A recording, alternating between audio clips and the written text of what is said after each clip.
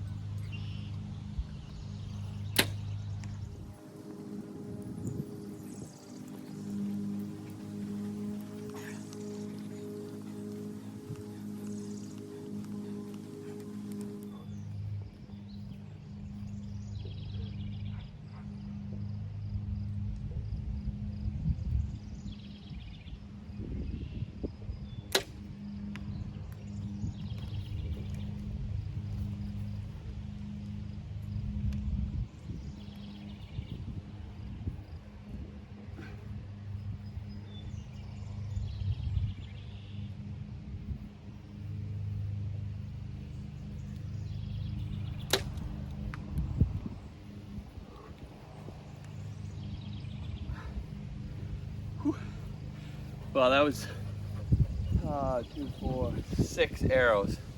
Things got a little squirrely when I got back to number 3, number 4.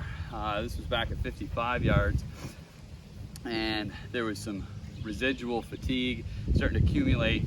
Some of that, the blood lactate, and things get tougher. Okay, I mean, I shoot all the time, and things are way harder when you approach your training and you're shooting this way.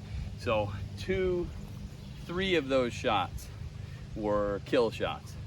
Okay, so that's 50%. I was 100% at under 45 yards. Okay, once I got back to 55, things went a little screwy, and that's what you want to keep in mind when you're trying to figure out, what is my lethal range? Where can I, be a responsible hunter and take shots from? Because taking shots from 70 yards in the backyard with your flip-flops on and heart rate is just normal, you're sipping on a cocktail, that's totally fucking different than when you get in the woods. So do yourself a favor, do the animal a favor, train the way that you'll play, practice how you'll play, and help yourself determine, where exactly it is that you are effective, and also, just prepare yourself physically for that, that type of situation and that type of shot. All right, guys, so here's my shots. I had 6 total arrows, okay? First 2 arrows, you can actually see by the angles of the arrows, I had 1 and 2, okay? Both very lethal shots. That ended up being at 45 yards. Then my first shot which was the second position, it ended up being 55 yards. This was my first shot up here. Then I did another interval, came back, and here was number 5, okay? Neither of those are lethal shots. My final shot, number 6, was here, and that was a good shot. That was actually a double, so I didn't run an interval before that one. I took my 5th and then immediately grabbed another arrow, didn't range, and then took that 6th shot. So it just shows that just in the time that my heart rate dropped after the first shot on the 5th interval, you can see I was able to find a more accurate shot there. Potentially I was not moving quite as much. It is amazing, like just holding that pin steady when your heart is just, slamming out of your chest. It's very hard to do, and I highly recommend, guys, that you spend time, whether you're running an interval or just drop down, do some push-ups, like I was doing some air squats there. Typically in the backcountry, you're going to be taxing your legs more than you are your upper body. You're not going to be dropping down and doing push-ups or climbing from trees. So if you're able to increase heart rate through movement of the legs, okay, that can be more effective and more similar to what you're going to see in those situations. So just keep practicing, guys, keep training, and put yourself in those situations you're going to see in hunting situations. Practice like you play. Good luck.